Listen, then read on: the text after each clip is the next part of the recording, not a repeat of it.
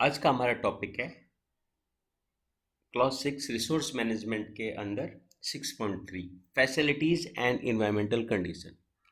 पहला पॉइंट कहता है the facilities and environmental condition shall be suitable for the laboratory activities and shall not adversely affect the validity of result।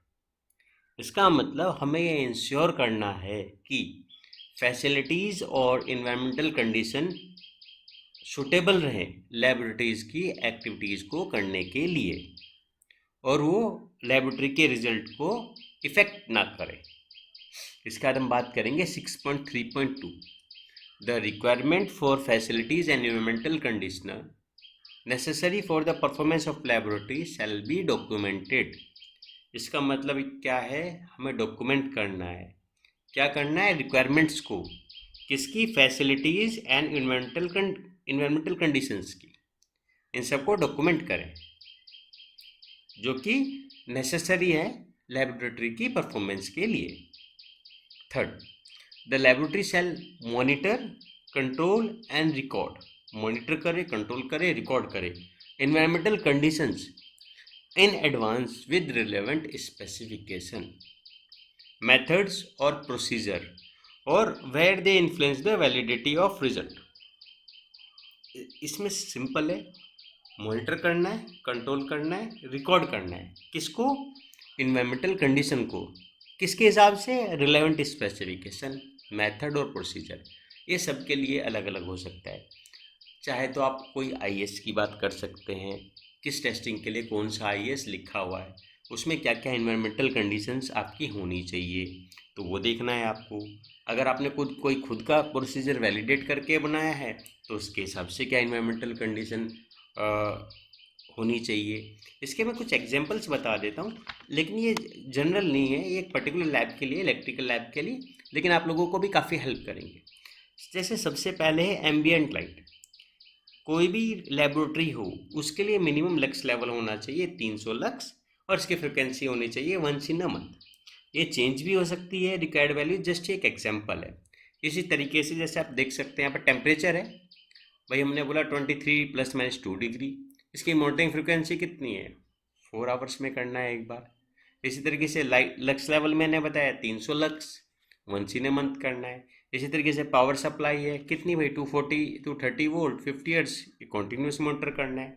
इसी तरीके से nominal voltage में कितनी एरर अलाउ हो सकती है? ±3%। इसी तरीके से फ्रिक्वेंसी ±2 हर्ट्ज, ठीक है, ±2% ऑफ 50 हर्ट्ज और करेक्ट कर देते हैं। टोटल हार्मोनिक डिस्टॉर्शन कितना हो सकता है? 5% मैक्सिमम हो सकता है, ठीक है। इसी तरीके से कई जगह हमें एटमॉस्फेरिक प्रेशर चेक करना होता है, तो ये डिपेंड करता है कंडीशन टू कंडीशन, आप किस कंडीशंस पे करना चाहते हैं, ठीक है।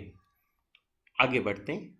Major to control facilities shall be implemented, monitor and periodically reviewed. जो भी facilities, measure to control facility shall be implemented, monitor and periodically review, and shall not include but limited to access to and use of area affecting the laboratory activities, prevention of contamination, interface or adverse influence on laboratory activities, effective separation between area with incompatible laboratory activities। इसका मतलब ये है कि आपको laboratory के conditions को include करना है, लेकिन किन चीज़ों का ध्यान रखते हुए? भाई जैसे एक एग्जांपल ले लेते हैं, कोई माइक्रोबायोलॉजिकल कंटामिनेशन तो नहीं है, कोई डस्ट तो नहीं है, कोई रेडिएशंस तो नहीं है, ठीक है, कोई इलेक्ट्रोमैग्नेटिक डिस्टर्बेंस तो नहीं है, ठीक है, इफेक्टिव सेपरेशन है या नहीं लैबों के बीच में। तो इन सब चीज़ों का हमें ध्यान रखना है इस चीज़ में। अब हम आगे आते हैं। When the laboratory perform laboratory activities at site or facilities outside its permanent control। इसका मतलब जब भी कोई लेबोरेटरी टेस्टिंग करती है अपने लैब से बाहर, मतलब कस्टमर के एरिया में जाके हम कैलिब्रेशन या टेस्टिंग करते हैं, तो उसको ये इंश्योर करना है, it should ensure the requirement related to facilities and environmental condition of this document are met. जो भी हमारी इन्वायरमेंटल कंडीशंस हैं related to facilities and environmental, वो सारी की सारी मेट करें।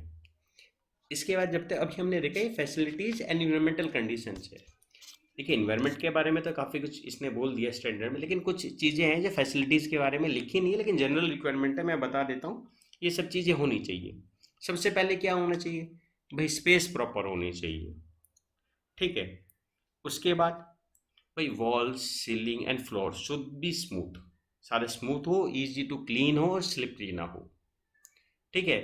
दूसरा भाई इल्यूमिनेशन अच्छा सा लक्स लेवल बढ़िया सा होना चाहिए, 300 लक्स तो होना चाहिए भाई। बराबर स्टोरेज स्पेस होनी चाहिए, सैम्पल्स के लिए सेपरेट, स्टोरेज के लिए अलग, रेगुलेटेड वाटर सप्लाई होनी चाहिए और इमरजेंसी इलेक्ट्रिसिटी सप्लाई प्लान होना चाहिए। सपोज अगर इलेक्ट्रिसिटी जाती है तो आपके इंस्ट्रूमेंट यूपीएस पे होना चाहिए, और डीजी की पूरी व्यवस्था होनी चाहिए आपके पास, ठीक है। वॉश एरिया होना चाहिए आपके पास, ठीक है। फर्स्ट एड बॉक्सेस होने चाहिए, ठीक है। और वेस्ट मैनेजमेंट के लिए आपके पास एक एक्सटर्नल कॉन्ट्रैक्टर होना चाहिए जो रजिस्टर्ड हो वेस्ट मैनेजमेंट को हैंडल करने के लिए।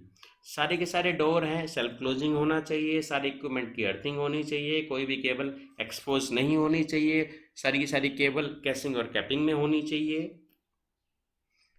टेम्परेचर और ह्यूमिडिटी मेंटेन होनी चाहिए। फ्रिज आपके यहाँ जितने भी लगे हो टेम्परेचर बाहर डिस्प्ले होना चाहिए कितने टेम्परेचर है, ठीक है। स्प्लिट हैंडेड किट होनी चाहिए आपके यहाँ, डिपेंड करता है condition to condition. Temperature monitoring equipment for refrigerator and freezer facility होनी चाहिए। इसके अलावा कुछ चीज़ें जो आपको डिस्प्ले करनी है वो इस तरीके से, रिसेप्शन को डिस्प्ले करना है, रिपोर्टिंग को, बिलिंग को, कस्टमर वेटिंग एरिया को डिस्प्ले करना है जहाँ काफ़ी सारी रिक्वायरमेंट के हिसाब से सीटिंग अरेंजमेंट हो, सैंपल कलेक्शन के एरिया को बताना है, हैंड वॉशिंग फैसिलिटी को बताना है, स्टाफ का रिफ्रेशमेंट रूम को बताना है, रिस्ट्रिक्टेड रूम्स को बताना है, स्टोर को डिस्प्ले करना है, waste segregation and storing area को बताना है, आई वाश स्टेशन लगाना है। इसके अलावा नेम ऑफ सर्विस प्रोवाइडर बताना है, लिस्ट ऑफ स्कोप आपके उसमें क्या क्या स्कोप है वो बताना है, और हर एक टर्न अराउंड टाइम बताना है। सपोज एक टेस्ट है उसे करने में 2 दिन लगेंगे, इस टेस्ट को करने में कितना दिन लगेंगे, इस तरीके से डिटेल बतानी है।